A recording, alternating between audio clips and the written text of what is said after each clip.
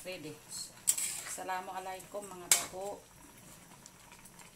Ngayon magluto tayo ng ginataan. Sagisihon pa rin yung natitira kong isda at saka kalabasa. Pero wala tayong turmeric. Hindi ako nakahanap.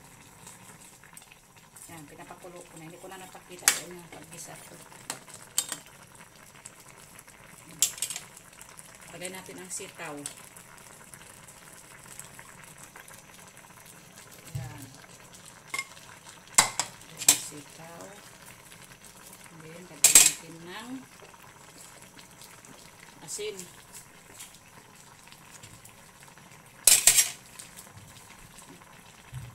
Asin. Anam.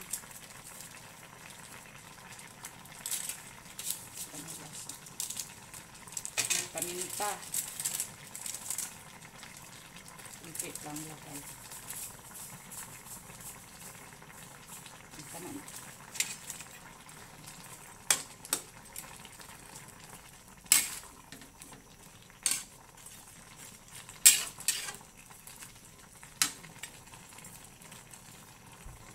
Takpan natin. After 30 minutes, balikan natin.